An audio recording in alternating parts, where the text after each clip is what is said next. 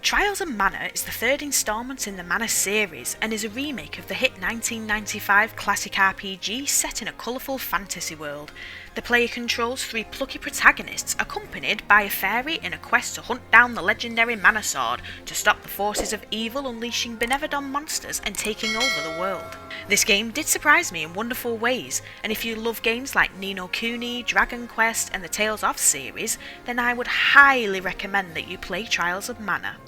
With a vast world to explore, real-time combat, character classes, a brand new abilities system, and different interconnecting character subplots, Trials of Mana can keep us entertained for a very long time.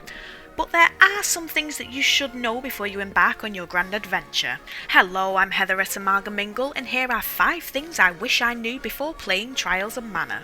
Please note that although there will be no story spoilers, I will be showing some exciting gameplay footage of character classes, combat abilities, different means of traversal, and some footage of boss battles. So if you don't want to see these things, then spoiler alert, be sure to revisit this video when you've progressed further in the game. Just you wait, Crimson Wizard. There are few games out there that make you want to start a new game directly after finishing them, but Trials of Mana has a replayability factor that a lot of other games lack. This is mainly because what characters you choose can determine how the story unfolds, where in the world the game begins, and who the main villain is. So, each time you play with different characters, the adventure changes in new and interesting ways. If you want your playthrough to begin in an ice-covered magical kingdom, then you can choose to play as Princess Angela and begin your journey in the gorgeous snow-covered Altena. Or, if you want to start the game in a desert sand fortress, you can choose to play as Hawkeye, a member of the Thieves Guild that calls Naval their home. Although the overarching story doesn't change, each character's story arc differs, and it still feels like a unique experience each time. Each character has a unique personality and skill set, but my main setup is having Duran as my main warrior, Reese as my ranged magic queen, and Kevin, although not my favourite personality, as my backup strength. You can choose different classes, a different main character and support party members with each playthrough. There is no wrong party setup. However, pairs of characters share a common enemy and reveal additional interactions. Duran and Angela oppose the Crimson Wizard, Hawkeye and Reese aim to stop Belladonna, and Kevin and Charlotte are pitted against Gormand. For those looking to platinum Trials of Mana, you will need to complete 3 playthroughs to get each individual trophy, awarded for defeating each main villain. Luckily, the level of customizability in this game keeps us coming back for more anyway. Little bonus tip, make sure every member of your party is at least level 18 before you reach the first Mana Stone, because you need to be this level in order to switch character classes. Every character has a starting character class, but once you get to the first Mana Stone, you can choose between 2 other classes, one of which is a light character class and the other is a dark class.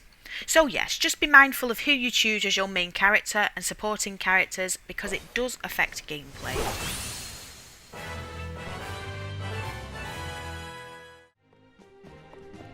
Having not played the original game, I am unsure if a day and night cycle mechanic was included, but I do know that in the 2020 remake, the days of the week affects the strength of elemental attacks. Depending on what day it is, different elemental attacks inflict more damage to enemies, and elemental foes, particularly bosses, are stronger if their element matches the corresponding day. Lunar Day increases moon magic damage, Salamander Day makes fire magic damage greater, Udine Day strengthens water magic, Dryad Day boosts wood magic abilities, Jin Day enhances wind attacks, Gnome Day augments earth magic damage, and Mana Holy Day has no elemental boosts. Obviously, depending on what characters you choose in your party will depend on which days of the week are most significant to you.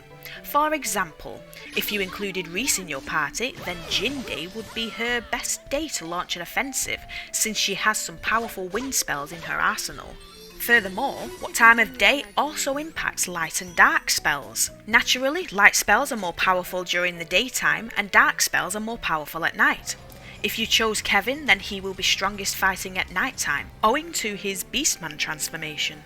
Admittedly, in my first playthrough, I didn't pay attention to what day or time of day it was, being unaware of its significance. If I would have known, then I would have either stayed at inns in towns or used dream reads to change the day before entering certain boss battles, and ensuring that the day and night cycle and time of day worked in my favour.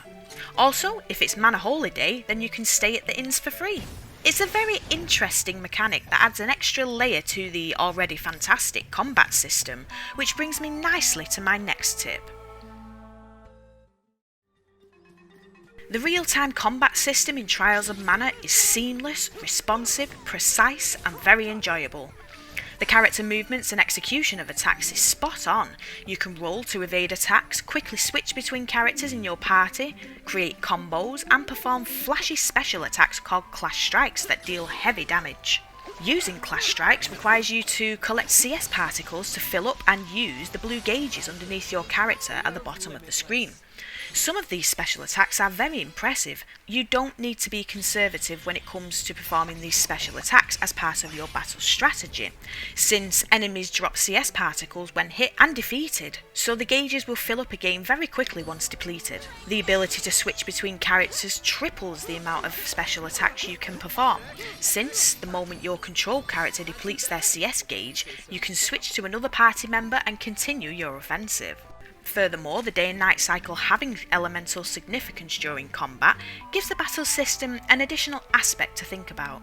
There are also battle bonuses whereby you gain additional XP for fulfilling certain battle conditions.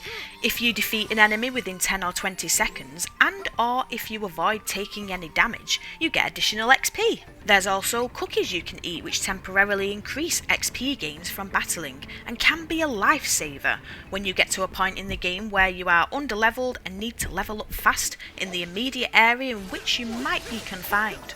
Accessing the item and spells wheels is very smooth also, and you can assign items in item slots and customise your item wheel to your liking, depending on what items you use the most, which will likely be HP and magic restoring items and cups of wishes to revive fallen allies. The combat system really shines when you reach a difficult boss battle, and rather than button bashing, you have to think and strategise. The final thing I want to say about the combat system is that it feels different depending on which character you choose and what character class paths you decide to pursue. During the initial character selection, you are shown what weapons each character uses and what their strengths are, which is very helpful when trying to make a decision and also plan where to invest your training points in the abilities system, which is a nice segue to my next tip. The new abilities system included in the remastered version of Trials of Mana adds a level of tactical depth to the game.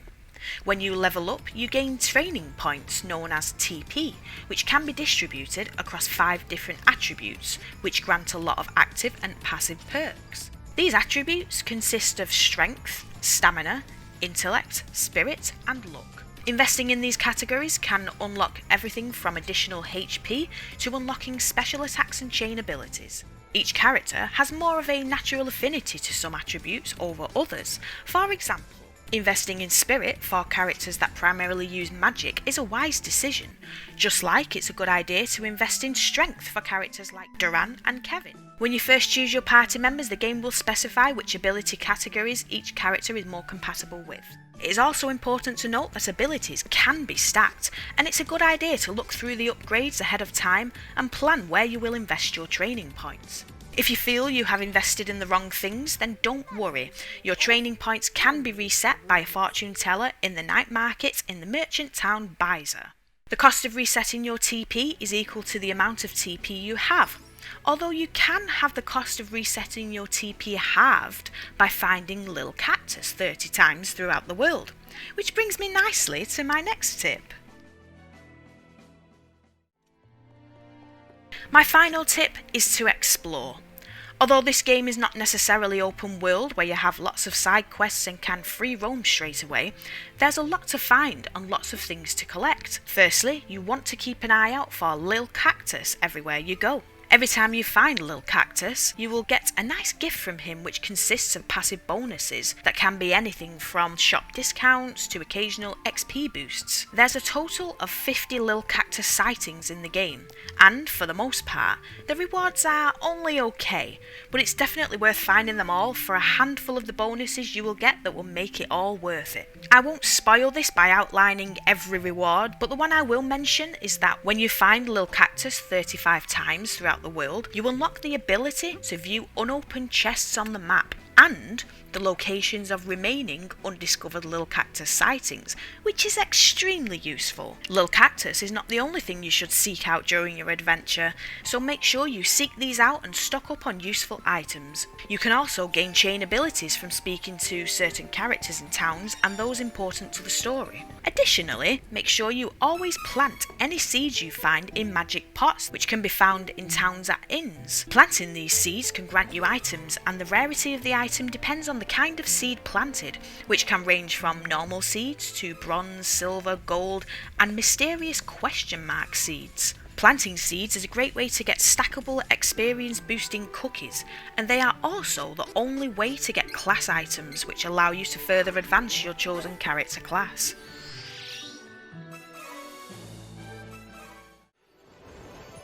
So, there we have it. There are 5 things I wish I knew before playing Trials of Mana. I absolutely adore this game, and there's so much I could say about it. The wonderful graphics, the sound effects, the music, the combat, the characters, and the novel and fun means of travelling across the world map. It all contributes to a wonderful gaming experience for all age groups. I feel like this game isn't as popular as it should be. It's one of those gaming gems that gets overlooked and definitely deserves more attention. Hopefully, you have found this video helpful, or it at least inspired you to revisit Trials of Mana or play it for the first time. I've been Heather at Amalgamingle, and thank you very much for watching.